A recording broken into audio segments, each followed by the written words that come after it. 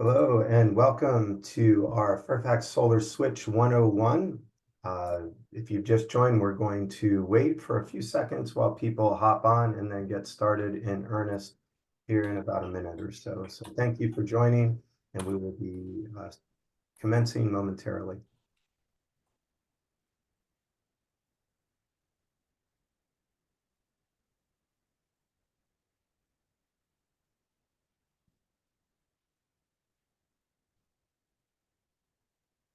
And Aaron, people are starting to trickle in, so let's just give it another minute and we can get started whenever you're ready.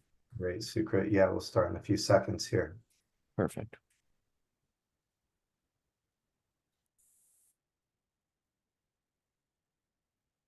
All right. Well, again, I'd like to thank you all for joining our Fairfax Solar Switch 101.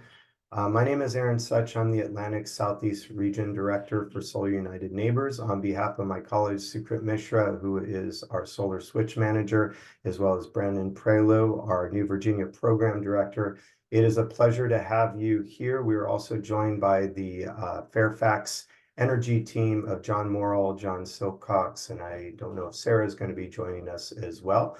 So this presentation is going to walk you through what the Fairfax Solar Switch 101 is all about.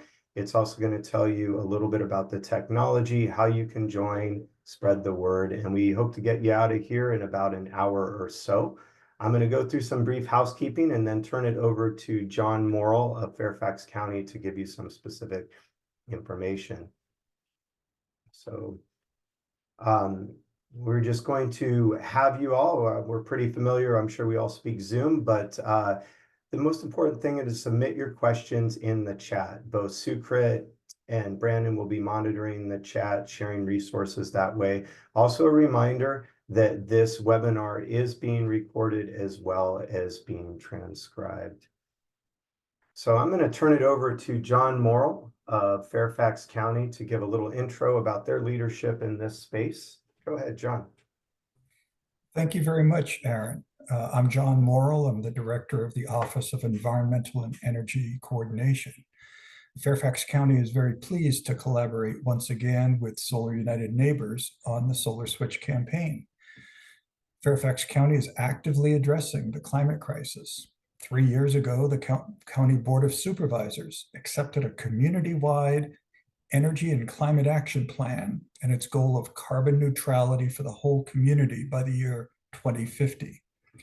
Increasing the use of renewable energy like rooftop solar is absolutely vital to achieving that ambitious goal, and cost-effective solar systems benefit residents and the whole county.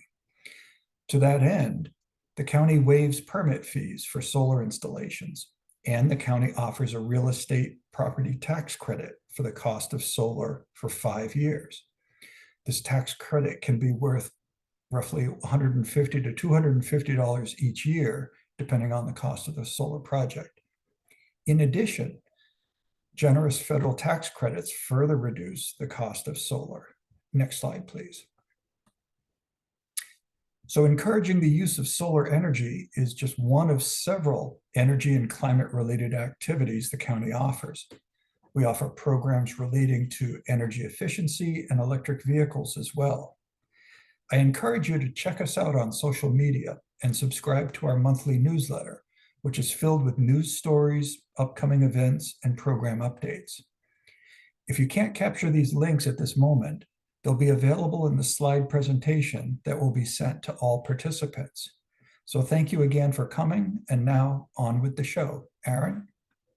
Thank you, John. Again, really appreciate your all's leadership. And just a quick note, I've known John for a few years, and you are really generous with sharing lessons learned and really a leader across Virginia in the municipal space. So just wanted to recognize that and elevate all that you do, not only for your specific county, but here in Virginia. Oh, thank you, Aaron. It's a group effort, and we're just trying to make change happen. But we're doing it. Thank you. All right, so we're going to start off with who Solar United Neighbors is before we get into the Solar Switch description. So Solar United Neighbors, we're a vendor-neutral national 501c3 nonprofit that essentially started by accident. In the picture is our founder, Anya Schoolman. And in 2007, she saw the movie Inconvenient Truth with her son, Walter, and his friend, Diego. And they were so motivated to take action on climate change that they thought the easiest thing to do would be to put solar on their row house in the Mount Pleasant neighborhood of Washington, D.C. But mind you, this was in 2007. And when they tried to do it, they found it increasingly difficult for a couple reasons. First of all, solar was literally 5 times the cost of what it is to go solar now. And also they found that the education barriers were really, really steep. When they looked at different proposals from installers, they didn't understand the equipment, the components, or the pricing. And so Anya thought she was being a smart mother and saying, well, if it's so challenging, let's take the whole neighborhood's solar and magnify our impact. Well, she underestimated her son's talent or passion for community organizing because he made it into a project in which they put flyers on all of the doorsteps in Mount Pleasant and said, hey, if you wanted to go solar as part of a group, we'll figure it out. We'll call it a co-op. We'll figure out how to do it, and we'll leverage our numbers for a discount. And after about 2 years, that project was quite successful. They took nearly 50 homes in the Mount Pleasant neighborhood of Washington, D.C. solar as part of this Mount Pleasant Solar Co-op. So Solar United Neighbors started as a desire from other people wanting to replicate that success story, other parts of Washington, D.C. and across the nation. So literally, Solar United Neighbors started out as Anya just volunteering her time, helping other people go solar. When I joined the organization in 2014, we were 4 people working out of Anya's house, actually 4 people and an intern. And now we work in all 50 states, have run over 400 plus solar bulk purchases, and have now climbing to 65 plus staff across 5 time zones. So again, the spirit of our work is joining people together, figuring it out, and connecting solar owners to address those barriers. To be more specific, our impact is that we work officially in 11 states. Washington, D.C. and Puerto Rico have helped over 9,000 families go solar and have installed over 70 megawatts of distributed rooftop solar. That's an industrial scale of solar on individual rooftops. In Virginia, we are climbing over to, it's a little bit out of date, but more than 1,300 installations, and that's 11 megawatts of solar. And what we're really aiming for is an equitable energy system in which people are able to participate and benefit from their own energy on their roofs. And solar is pretty unique in that it gives that opportunity. Our theory of change is that we help people go solar. So we give support with new and existing systems. So we are an installer and technology neutral nonprofit. And our work really kind of revolves around the fact of we want to give you the tools to make the most informed decision, whether it's on a new system or maybe you want to retrofit a system or do some maintenance. We're here to provide that. More as important is we help solar owners join together. We help solar owners that have gone solar tell their story, help other people go solar, and connect with resources and people that they can share more information about solar. We do a lot of social events and use that grassroots organizing for the last part of our theory of change, and that's fighting for energy rights. So Solar United Neighbors uniquely represents a constituency of solar owners and prospective solar owners. Even though we're all, in our organization, to my knowledge, environmentally motivated, Solar United Neighbors is not an environmental organization per se, but we are ones that represent the consumers, people that want to benefit from solar, whether it's on their roof or maybe community solar. So that works for us in terms of fighting for energy rights in a fiercely practical method. We protect things like net metering. In 2020, we passed a piece of legislation that made it harder for Virginia homeowners associations to block solar in their communities. And again, we represent the rights of solar owners. If it's a permitting jurisdiction challenge, or if it's about getting more incentives for rooftop solar, that's where we focus our work. And lastly, what's great about solar is that it is nonpartisan. In these divided times, it unifies people from all political spectrums. And our credo is that our job is not to tell you why to go solar, it's to help you with the how to go solar. So that's a little bit about us. Now I'm going to talk about Solar Switch, and I will pause at the end of each of these sections to allow any questions. And then also Sukrit or Brandon, feel free to stop me at any time if there are questions that I can address. So what is Solar Switch? So Solar Switch, it represents for us an evolution of our bulk purchasing projects that we have done in the Northern Virginia area. We've previously done co-ops. Now this evolution is in the form of Solar Switch. So quite simply, it's a bulk purchase or group buying program for solar, PV, photovoltaic, and battery storage for homeowners and small businesses. The benefits are that it saves consumers time and money. You're going to get a vetted installer who delivers a high quality, competitive product at a great price. And this is in partnership with iChooser, which is a firm that we've now partnered with, and of course, Solar United Neighbors and local governments. We are partnering with a number of local governments across the region, across the DMV region, and are really excited to be partnering again with Fairfax County as well as Arlington in the Northern Virginia area. So why Solar Switch? What I mentioned before is it's a voluntary buying group. For the participant, it is no obligation, gives you the best value on an installation. But I think more importantly, it gives you the tools to make an informed decision. Whether or not you go solar as part of this Solar Switch program or on your own, Solar United Neighbors is not doing our job unless you have those tools to make an informed decision. We kind of liken it to purchasing a vehicle. If you purchase a vehicle, you're probably going to want to have all of the tools, the factors, so that you can make that informed decision ahead of time. So that's really what these programs are designed to do. Give the consumer those tools so that you can make a decision that makes the most sense to you. So we're going to be talking about the program, how solar works in that vein. Also unique to our organization is a big part of our work is connecting people that are going solar or that have gone solar to other solar owners. So maybe you want to share your story. Maybe you want to, now that you've interconnected a system to your home, you're an expert and you want to help other people in your neighborhood or potentially advocate for fair solar policies. Sun really counts on people that have gone solar as part of our group to help us in those regards and then also magnify your impact as a solar owner. As I mentioned before, Solar Switch represents an evolution from our solar co-op model that we've employed up until the last year or so in the Northern Virginia area. It allows us to scale the frequency and the size of the groups. So instead of running one solar co-op per year in which we've had 300 or 400 people join, we're going to be able to run 2 of these Solar Switch programs. Also, it enables us to accommodate more people in the groups. We're going to have multiple installers with a little bit clearer timeline so that it's able to help us reach those size and scale goals that we have.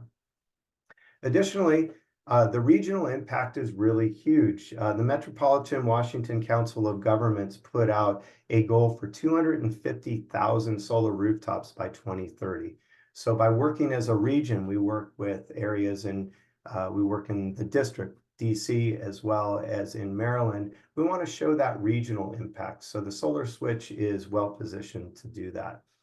And then by partnering with iChooser, doing some of the back end, it frees us up to really focus on advocacy, connecting solar owners and helping people tell their stories. And that's really an important part of our work because we want to be a team player. We want to use these groups to help other people go solar. And that means fair policy. It means education for folks, even when these groups are not applicable or not available, so that it really boosts all efforts for solar in the region. I thought this would be an interesting slide as to breaking down why the bulk purchase model, in this case, the Solar Switch model, is able to save on money. And what's interesting, what a lot of people don't realize, is that more than half the cost of a residential solar installation is what are called soft cost or non-component costs. That's where the installer is trying to find customer acquisition. Maybe it's turning in permitting. So getting a number of people in a concentric geographic area, in this case, Northern Virginia, as well as the DC and Maryland areas and the DMV areas, it helps installers be very efficient. We are essentially finding well-educated, qualified, educated about solar, qualified homes and businesses in a concentric geographic area. Then it allows the installer to pass on those costs to the consumer. So that's why we're able to get a discount. And just to give a little more information, again, by that, leveraging the economics of scale, by coming together, you get a lower price with a trusted installer. What we're seeing as part of these programs is about a 15 to 25% savings over the course of the program. And then with iChooser, which Sukrit will probably share in the chat, and I will talk about the process on the next slides, you get a hassle-free process with the online platform. Part of this process is that we vet, or an iChooser vets the installers, does a lot of very rigorous financial market analysis of the installer to make sure that the installers are not only vetted, have experience, that are able to handle the volume of the program, and that are managed through the process. So iChooser will have weekly check-in calls, make sure that members of the group are being serviced, addressing any installer concerns. And then, of course, Solar United Neighbors is always standing by just in case there's any additional issues as well. iChooser does the technical research to complete to ensure quality and warranty products, ensure high quality, and that warranties and products are installed properly. And as I mentioned before, customer service for support of the participant at all stages. Before I go into the solar switch for participants, Sukrit, is there anything that I can address in the chat? Yeah, I mean, I wouldn't say it's quite like a direct question, but it's more like someone who had difficult experience with a previous system. But yeah, Robert here is saying, Dominion Energy was a huge obstacle in their journey to residential solar. They had a system installed last June. It took Dominion a month to get up there and install the new net meter. And since then, they have not been recording their production. He's called them twice, still going through long waits, and nothing has happened. And he has a friend who has installed more recently, and he has also had a similar experience.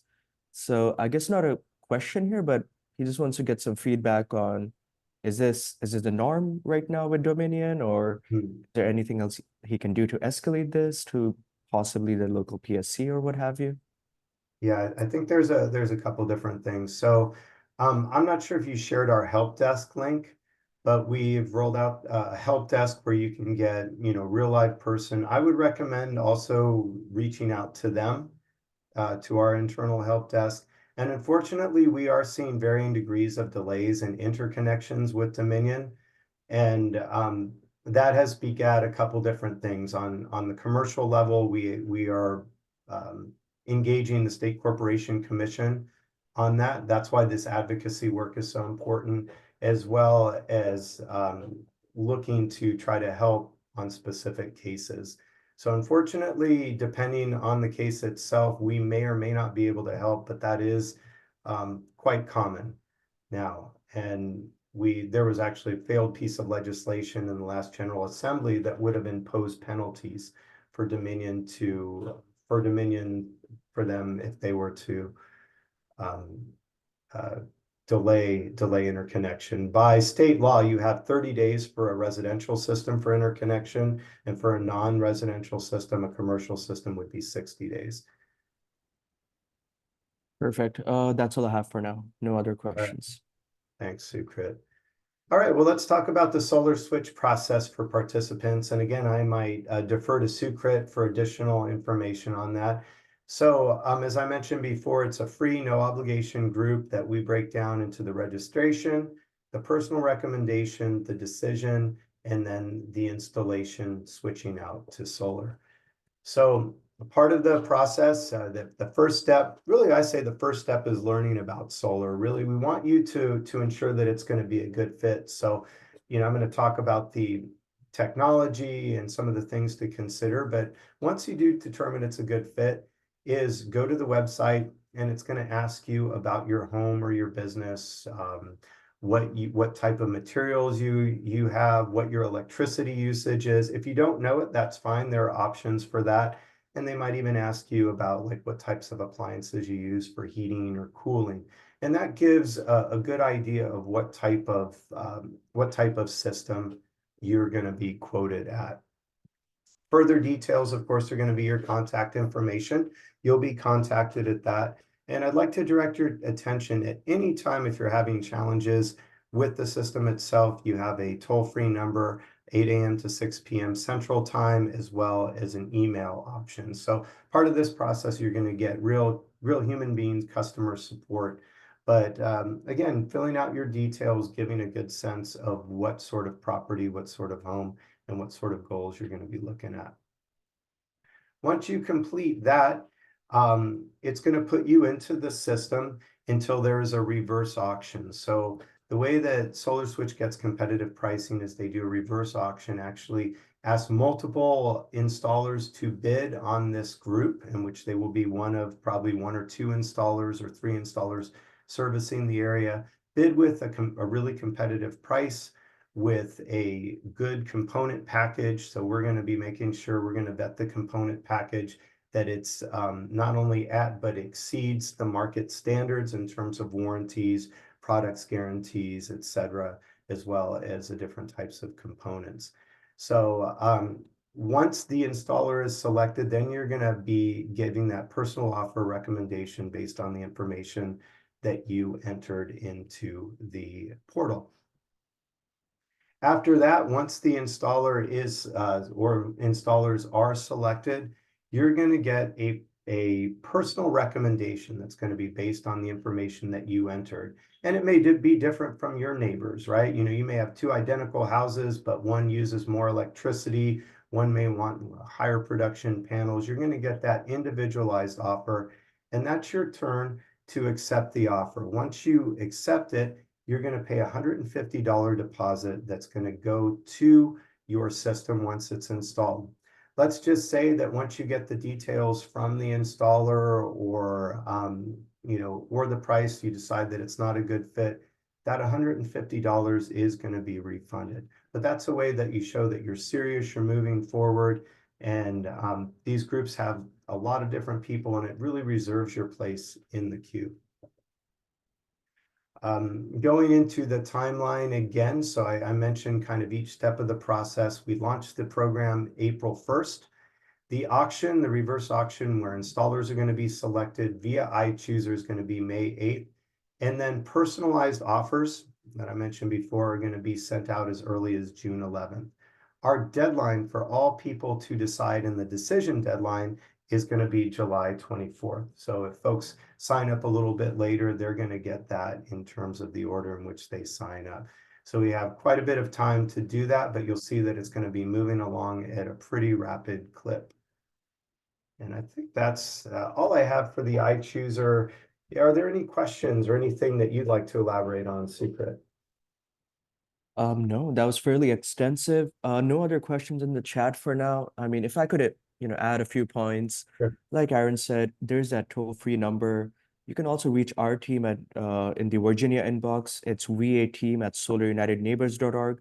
I did drop it earlier. I'll drop it again right after the slide. But again, I'm the one who is, moderating that inbox. We usually take 1 or 2 business days to get back to you, and as a part of that process, we do our best to mediate any questions, any problems, get you in touch with the installer, and ensure that your any concerns or queries are addressed in a reasonable time frame.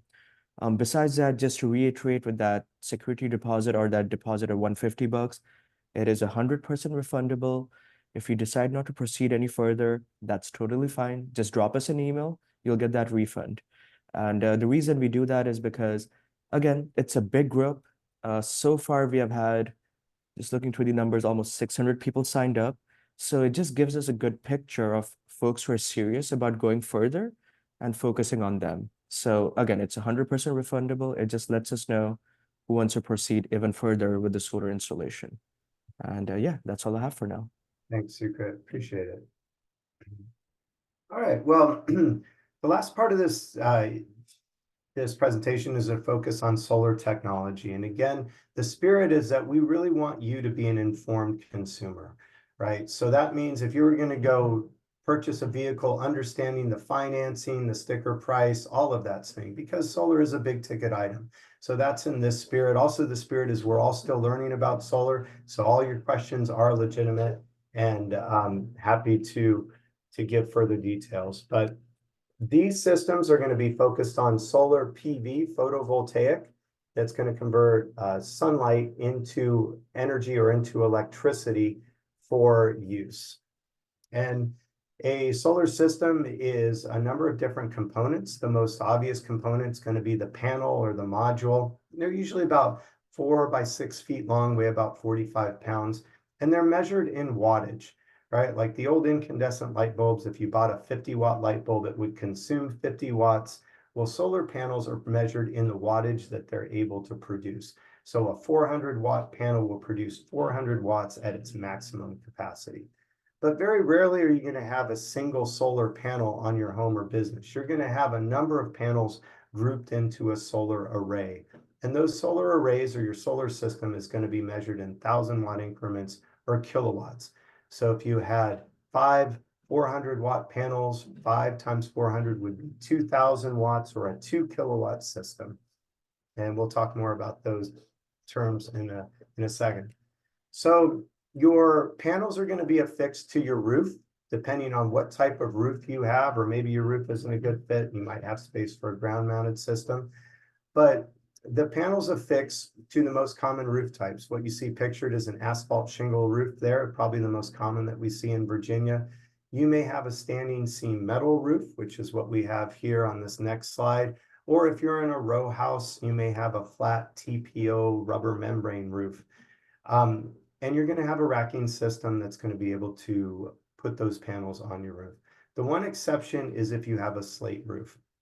Slate roofs are really difficult to install on. Many installers will not install on them, or if they do, they will do it at a considerably higher price. So that's just something to be mindful of. All right. So when we're talking about what is a good roof for solar, this is an opportunity for you to do a little bit of homework and see, maybe if you can, after this presentation, take a look at your roof and determine what sort of the factors we are looking at. Your main one is going to be your roof orientation. We're in the Northern Hemisphere, so ideally, if your roof is facing south, it is in the best position because you're facing into the equator. You can still go solar on an east or west facing roof. They're going to have a little bit less production just depending on the pitch and what angle it's tilted at. But east, west, south are still great orientations for solar, able to go. What you want to avoid is a north facing roof. When you're facing north, you're facing away from the equator, and you're going to really have a minimal amount of performance. A flat roof is great because those panels can be optimally tilted based on that. So roof orientation. Number 2 is little or no shading. So as you know, your panels need to be have access to sunlight. So we're looking at trees, chimneys, gables, dormers, anything that would block access to the sun. So if you're looking at Google Maps and you can't see your home because it's in the middle of a forest, it's probably not a good fit for solar. A rough rule of thumb is anywhere between about 10 a.m. to 3 p.m. every day. You should have pretty good solar access or sunlight hitting your roof space. Number 3, is there enough space to mount panels? We're looking at, again, a rough rule of thumb is about 200 square feet of unobstructed flat roof space that doesn't face north, so that you can have enough space for a minimal system, right? So you want those, any sort of gables or dormers are going to obstruct that roof space, so you're going to want it to be relatively flat. And then lastly, you want a newer undamaged roof. The panels themselves last 25 years plus, and what you want to avoid is putting panels on your roof, having to pay somebody to uninstall them, store them, and then reinstall them if you have to replace your roof. So again, a pretty simple rule of thumb, non-scientifically, is if your roof should have at least 10 to 15 years of life left on it. And the good news is that panels protect against the #1 factor that degrades a roof, which is sunlight. So that's what a good roof for solar is. I mentioned before a ground-mounted system. You may or may not have a good roof for solar, especially if you live in a little bit more rural area. Ground-mounted systems may also be a good fit. The advantage is that they can be optimally tilted and designed to face into the sunlight. You're not left with what your roof is designed at.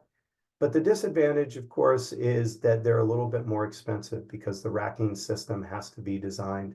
And again, we see them in more rural communities. There may be, 1 or 2 houses in this area that would be a good fit. And the other thing, the consideration is that they should be relatively close to the nearest electric meter so that they can connect in. Your next system is your inverter. I would argue that's probably one of the most important parts of your system, and it's a power conditioning device. Your panels produce direct current electricity. So back in the day, Thomas Edison was the big proponent of direct current electricity, if you're an energy geek. But do you know who the big proponent of alternating current was? It's Nikola Tesla. So alternating current eventually won out. Westinghouse were the ones that commercialized it. So your home or business uses alternating current. Your panels produce direct current, but your inverter conditions it, basically translates it as it were, so that it can be used. And there's a couple different types of inverter technologies. A string inverter has been the traditional technology used mostly for ground mounts and commercial. And what you see more on homes and smaller businesses now are string inverters and DC optimizers, what are solar edge systems or a microinverter. And the advantages to these is that you're able to have panel level monitoring. So when you go solar, your new toy is, I promise you, I looked at it 5 times today, is going to be your online monitoring system that's going to tell you exactly what your system is producing.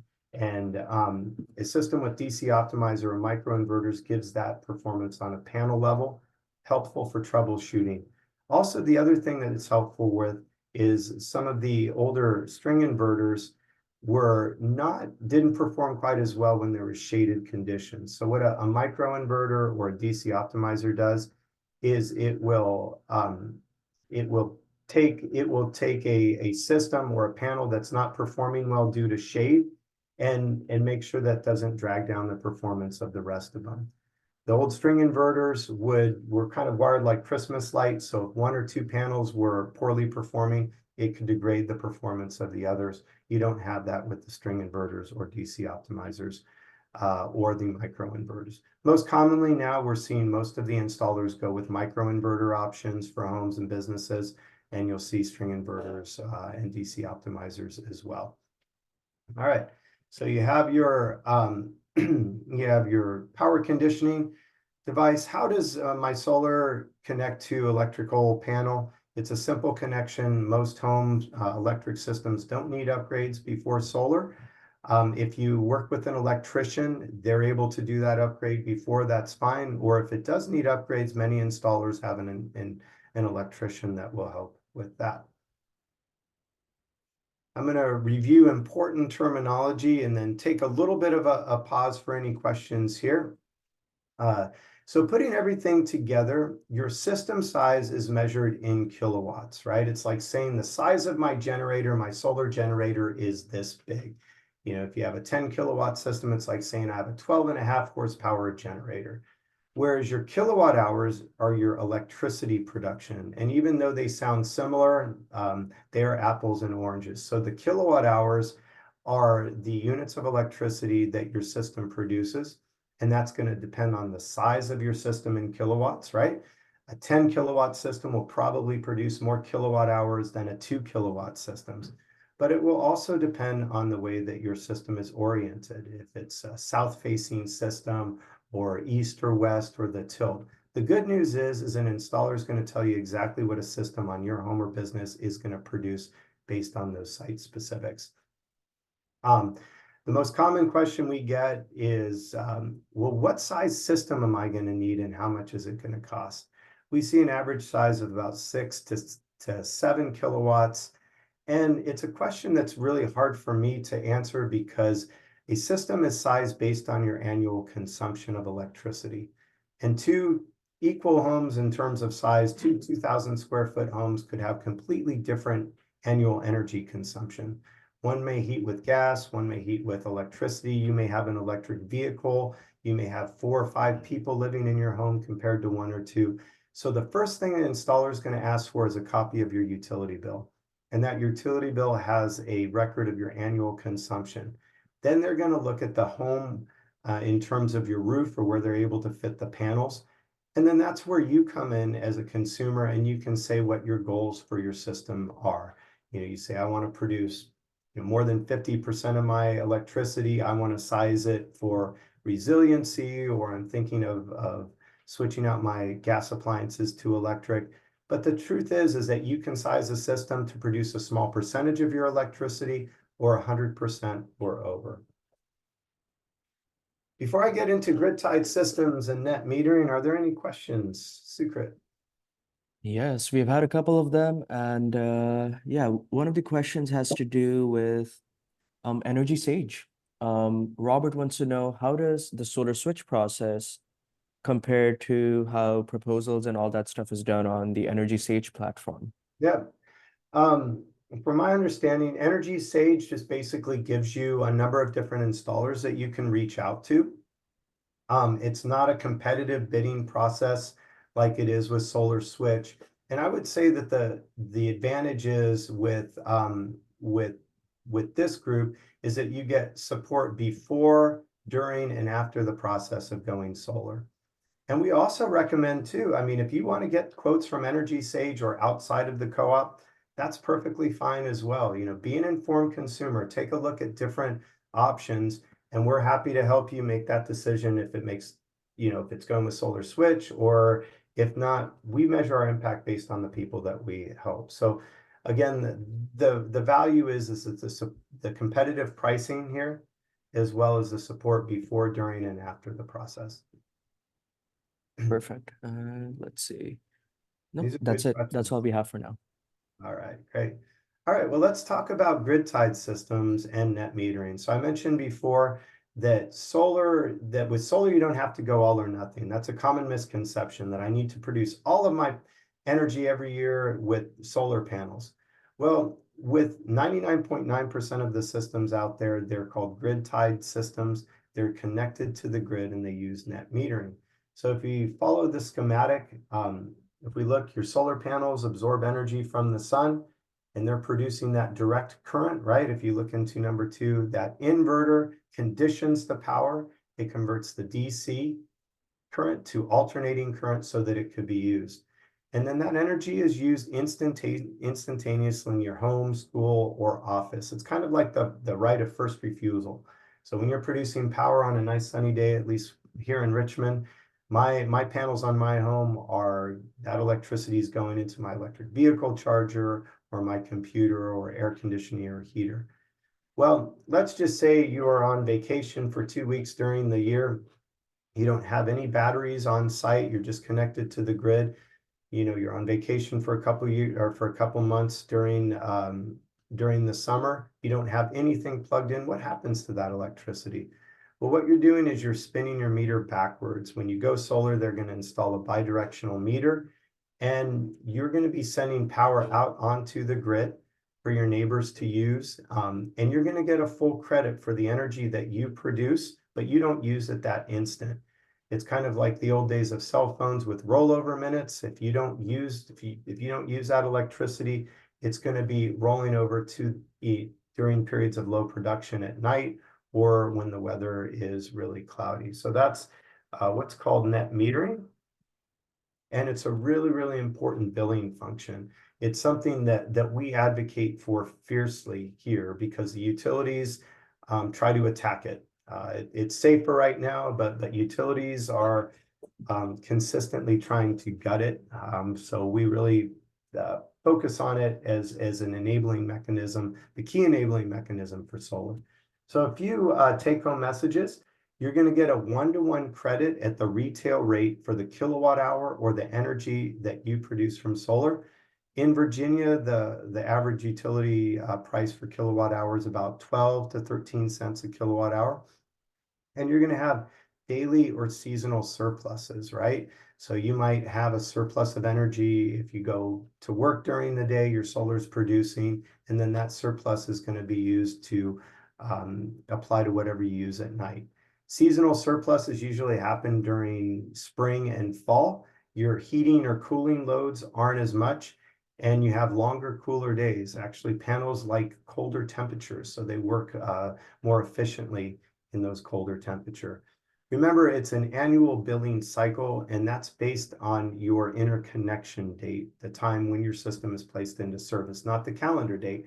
So if your system was placed into service in June, your billing cycle would run from June until May of the following year. And remember, it enables a percentage of annual offset. If you have a big house, you don't have enough space to put the panels on, it's okay to put a system on that maybe produces 40 to 50%. Some people go 100%, and some people actually size a little bit for future use if they're going to be purchasing an electric vehicle or doing any sort of electrification. So that's net metering in a nutshell. And just really quickly, to make it simple, your electric bill, let's just say you consume 300 kilowatt hours of electricity that month, but you produce 250 kilowatt hours of electricity, you're going to pay for 50 kilowatt hours. Or conversely, if you produce 300 kilowatt hours of electricity, but only consume 250 kilowatt hours of electricity, you're going to have a 50 kilowatt hour balance that's going to go into the next month. Now, a reminder is that you do have to pay your fixed connection charge. Dominion, it is $6.58 plus your taxes and local utility charges. And then, as I mentioned, your surpluses are carried over month to month with the annual billing cycle based on the interconnection date. I'm going to pause here for a second after we go about outages and batteries. The advantages of a grid-tied system is that you have less components. You're always tied into the grid, so you're always going to have a seamless energy supply. The disadvantage is if you don't have batteries or a generator on site, when the power goes out, your solar is going to not work. And that's a safety issue. Remember, I mentioned that you're going to be turning your meter backwards. If you're backfeeding the grid and they've got guys out there working on the lines, that's going to present a safety issue. So when the grid is down, solar shuts off automatically. If you want to have power when there is an outage, you're going to have backup battery backup, or a backup gas generator. Solar plays well with gas generators. They just play separately. So again, the value of battery storage is if you have frequent utility outages, critical loads at home, well pumps or medical equipment.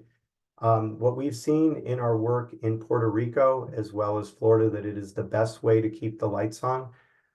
Distributed solar with on-site battery storage insulates people from any sort of grid outages or transmission issues, and it basically allows for on-site power. The disadvantages are cost and complexity, right? You're going to have more components. It's going to be a little more costly job. And of course, you're going to have to purchase that battery. So if you have any questions about battery storage, feel free to consult our battery storage guide. Sukrit, are there any questions? Nope, you're looking good. I mean, I just dropped the battery guide in the chat, and yeah, no questions for now. All right, great. Cool. Well, I'm going to go to the last slide of this and then go into a real quick primer on understanding how solar is priced. So warranties, these are FAQs. The panels themselves are warranted for 25 years. They have a manufacturer warranty of 10 years that covers non-production related defects. That's on average. Some of them have over 12 to 25 years. So if you're, buy your panel and it's got a piece of steel hanging off, that would be a manufacturer defect. They have a production warranty of 25 years. The industry standard is 80%. Many panel manufacturers go up to 85 or 90% of that production after 25 years. So to make the math simple, if you had a 100-watt panel and an 80% production warranty, if that 100-watt panel isn't producing at least 80 watts after 25 years, it's out of compliance with the warranty. Very rarely in our experience, we've literally installed millions and millions of panels. Very rarely have I ever seen a panel failure. It is very rare, but those warranties are there for added security. Your inverters are going to have a warranty of anywhere from 10 to 12 years for spring inverters, all the way up to microinverters, 25 years, and then the optimizers that's on the Solar Edge system, 25 years as well. Pretty low maintenance. We do not recommend anybody getting up on their roof and shoveling snow or cleaning the pollen. We get enough rain here in Virginia to wash off your panels.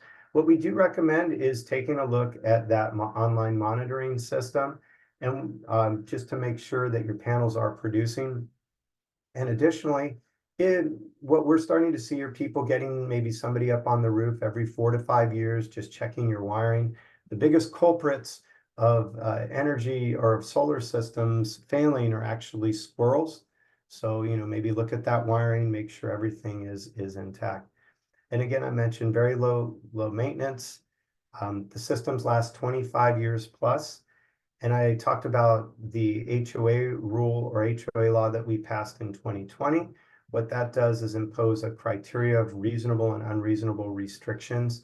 And if it increases the price of 5% or more, if your HOA says you must put it on the back or the side of the house, it increases the price of that originally designed system by 5% or more, or decreases the production by 10% or more, it's an unreasonable restriction. So again, a good example of where our advocacy is trying to make it easier for solar owners to go solar in HOA communities. If you're in a historic district, it really relates to line of sight. So you're going to want to tell your installer that, make sure that you have everything ready. Oftentimes they will work with you to make sure that they comply with all of those historic district needs. And I mentioned, how big of a system do I need and how much is it going to cost? That's a question that I can't answer honestly. It's going to depend based on your energy consumption needs and your goals, right? So this is where you as a smart consumer can start to think about what your goals are, what your needs are, if you're going to grow into your system with battery storage, or if you're going to switch out gas appliances to electric. But the truth is that no size of small, that there is no right or wrong size of solar, and it's really going to be based on what you need and what your budget is. Before our solar economics, anything related to those last slides, Sukrit? Nope, no questions at all. All right. So some of the take-home message for solar economics: the prices have dropped pretty precipitously. Solar is a long-term investment, and I mentioned that you got no moving parts and a 25-year plus lifespan. What you're doing is you're hedging against rising utility rates. On average, utility rates rise nationally about 2 to 3%. That's a conservative number, but what you're doing with solar is locking that in for the life of your system at a steady rate. In Virginia, our average ROI, or return on investment, is anywhere between 9 to 13 years. I like to say that is a conservative number as well, but it is just based on the price that you get, how well your system performs, as well as other incentives and if they're applicable to you. So this is the last slide, and it's kind of a lot of information, but what I'd like you all to take from this is a couple different things. This is in the spirit of you being an informed consumer and able to look at whatever sort of quote or proposal you get, whether it's from Solar Switch, whether it's from Energy Sage, or whether it's from somebody off the street.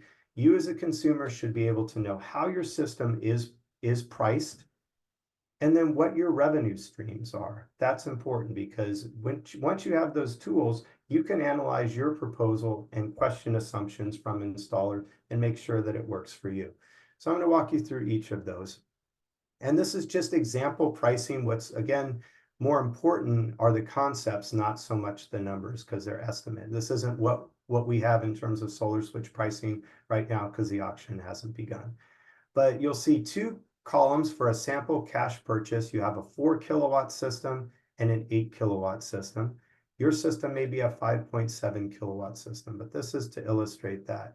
Remember, panels are priced, or solar is priced by the watt, not by the panel. So you may have a system that is higher efficiency panels, more or less panels. What you want to look at is the kilowatts.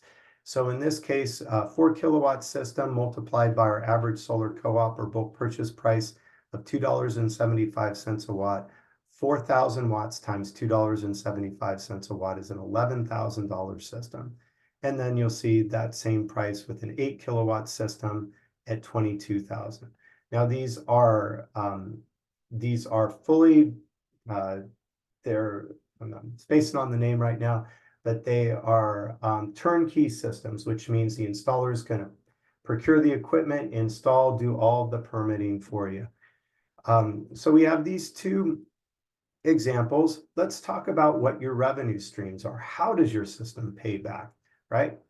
Your first major revenue stream is going to be a 30% federal tax credit. This is a tax credit, not a rebate. It's for people that pay federal taxes, right? So you have to pay into it to get the tax credit. This was extended for 10 years by the Inflation Reduction Act. Before it was stepping down.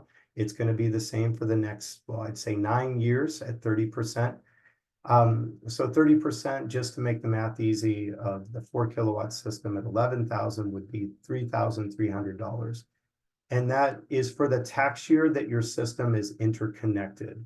So once your system is interconnected, it's going to be in this tax year. So if you interconnect it before December 31st of 2024, you're going to file it on your 2024 taxes.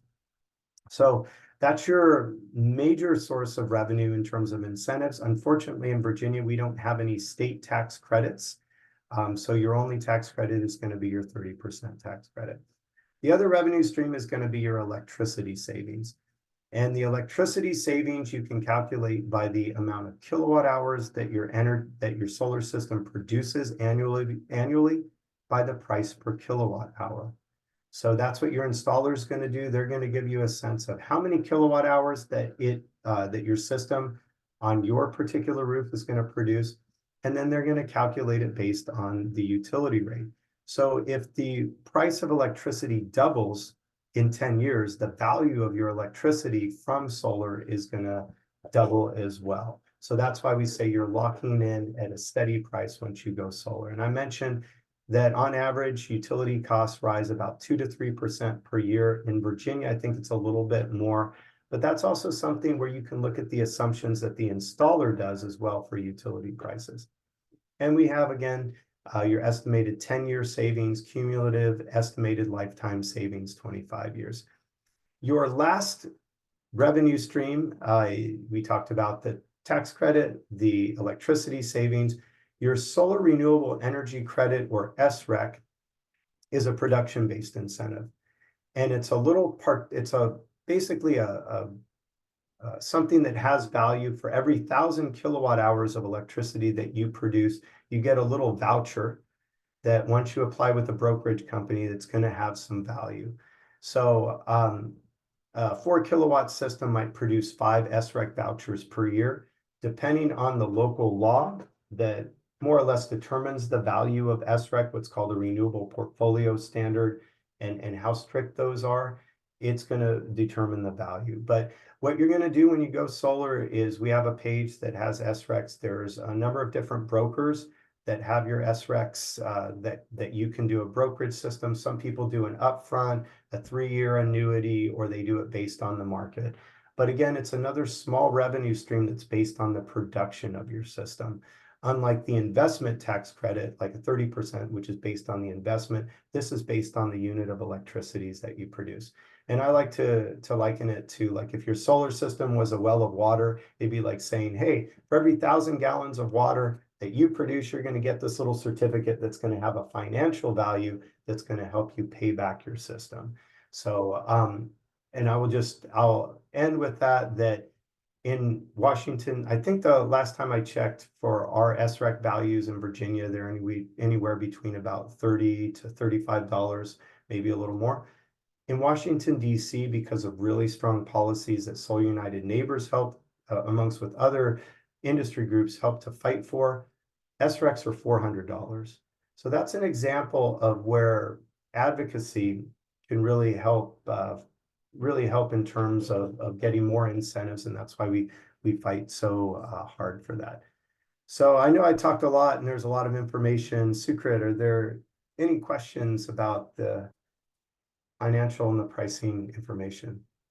No questions, just a couple of comments on how, some of these counties in Virginia do have property tax credits, not all of them.